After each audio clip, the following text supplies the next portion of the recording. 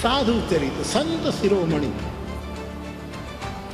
જગત વંદ્ય પૂજ્ય જલારામ બાપા ઉપર પણ એને નીચે દેખાડવાના પ્રયત્નો આજકાલ થઈ રહ્યા છે. આપ કલ્પના તો કરો શું કરવું છે અમુક લોકો. છેલ્લા કેટલાક દિવસો થયા સ્વામિનારાયણ સંપ્રદાય એ ચર્ચાનો વિષય છે. એ પછી તેમની જ ગુરુકુળ અને આશ્રમોની અંદર વિભસ્ત એટલે કે સંસારીઓને પણ ન છાજે તેવા કૃત્યો કરી અને તેમના જ્યારે વિડીયો વાયરલ થાય છે ત્યારે પણ એ સંપ્રદાય ચૂપ રહે છે.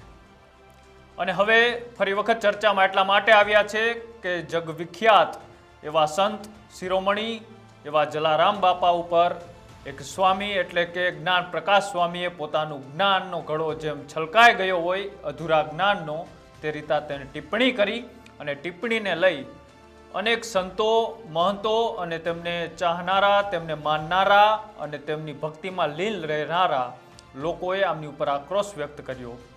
અને હવે જગવિખ્યાત એવા કથાકાર મોરારી બાપુએ પણ સ્વામિનારાયણ સંપ્રદાયને ટકોર કરી છે અને જે સનાતન ધર્મને ભૂસવાની જે કૃત્ય કરી રહ્યા છે એવા સંતોને પણ ટકોર કરી છે કે તમારો સંપ્રદાય તમને મુબારક છે, પણ બીજાના સંપ્રદાય એટલે કે સનાતન ધર્મને ભૂસી અને સ્વામિનારાયણ સંપ્રદાય તમે મોટું કરવાનું જે ઈચ્છી રહ્યા છો એ કાવતરું તમે બંધ કરી દેજો.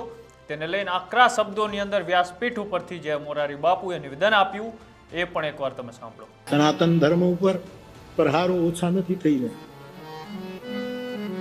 આપણા અવતારો ઉપર, આપણા દેવતાઓ દેવી માતાઓ ઉપર, આપણા સાધુ સંતો ઉપર, આપણા ગ્રંથો ઉપર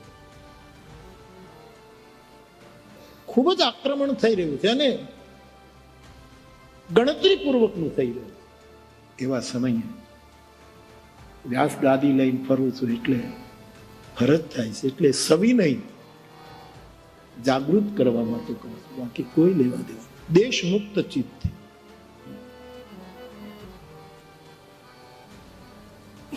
જે સાધુ ચરિત પરિવાર જેની સાથે 4 પેઢીનો મારો સંબંધ,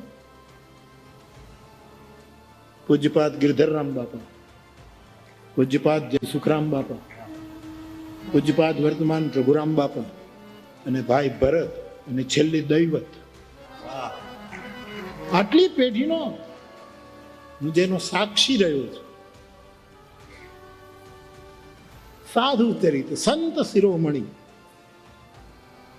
જગત વંદ્ય પૂજ્ય જલારામ બાપા ઉપર પણ એને નીચે દેખાડવાના પ્રયત્નો આજકાલ થઈ રહ્યા છે.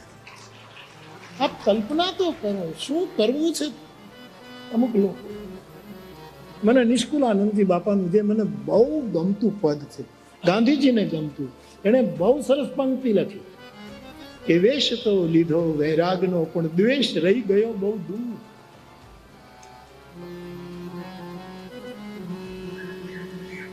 જૈન ધર્મના એક આચાર્ય એક વખત એની બોલબાલા હતી જ્યાં સુધી રહે, એમણે કહેલું કે વેશના સાધુ કરતા વૃત્તિના સાધુ થવું એ વધારે ઉત્તમ.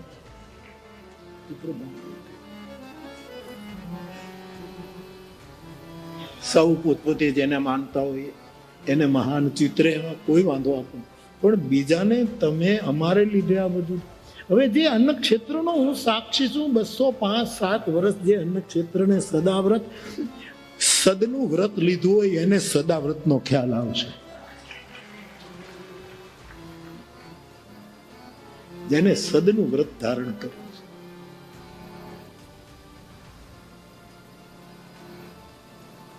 વીરપુર પરિવારના હું સાક્ષી છું. અખંડ રામ ઉપાસના જે પરિવારની છે, અખંડ રામ મંત્ર જેના પરિવારનો રામ મંત્ર છે, રામચરિત માનસ અખંડ જે ઘરમાં વિરાજમાન છે. અને જલારામ બાપા ફતેપુર અમરેલી પાસે ભોજલરામ બાપાનું શિષ્ય તરીકેનો સ્વીકાર અને ભોજલરામ બાપા પાસે આશીર્વાદ માંગ્યા. આશીર્વાદ ગુરુ જ આપે, એના જ લેવાય. અને કહ્યું કે મારે અન્ન ક્ષેત્ર ખોલવું છે. અને બાપાએ અન્ન ક્ષેત્ર શરૂ કર્યું.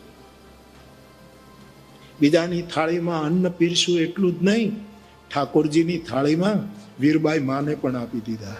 કોણે કર્યું આવું? તમે કલ્પના કે તમારે જરૂર છે તો લઈ જાવ છે. અને ભગવાન ભોંઠો પીડ્યો, વીરપુરને પાદરથી પાછા આપવા.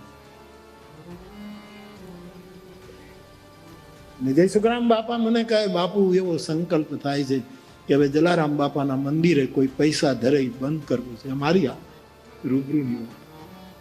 મેં એટલું જ કહ્યું કે બાપુ કોઈ ત્યાગ કરે એ મને બહુ ગમે, પણ આજનો સમય, આવતીકાલ, આ દુનિયા મોંઘવારી વધતી જાય. તો કે નહીં બાપુ, જે થાય તે. અને બાપાએ સાથ. જલારામ મંદિર વીરપુરમાં એક પૈસો નથી અર્પણ થતો. કોઈ મોટી વાત. પેઇડ માણસો રાખવા પડે છે, કોઈ ભૂલથી પૈસો ન ધરે. એકાદ જગ્યા તો દેખાડો, એકાદ જગ્યા તો દેખાડો. અને મેં કહેલું,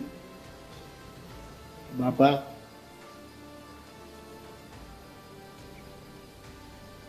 અન્ન ક્ષેત્રનો આરંભ જ્યારે આપે ગુરુજીની કૃપાથી ગોજલરામ બાપાના આદેશથી કર્યો, એ પહેલું પગલું હતું. વીરબાઈ માને ભગવાનને સોંપી દીધા, એ બીજું પગલું હતું.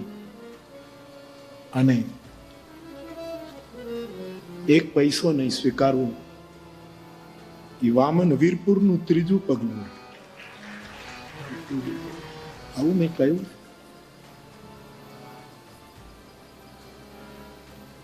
અને એ સાધુ ચરિત સંત શિરોમણી જલારામ બાપા, એમના પરિવારની પણ સાધુ જે નિવેદન આપ્યું ભરતે, તમે વાંચજો, સાંભળજો, એમાં સચ્ચાઈ પડી છે, ક્યાંય કટુતા નહીં. આ સાધુના ઘરને શોભે. ભાઈ આ વાતમાં અમે સહેમત નથી, બસ સત્ય. અને આવી મનગઢંત વાત કે જે કંઈ કોઈએ પુસ્તકમાં લખી હોય કે કોઈએ કંઈક કર્યું હોય કે કોઈ મંદિરમાં આવું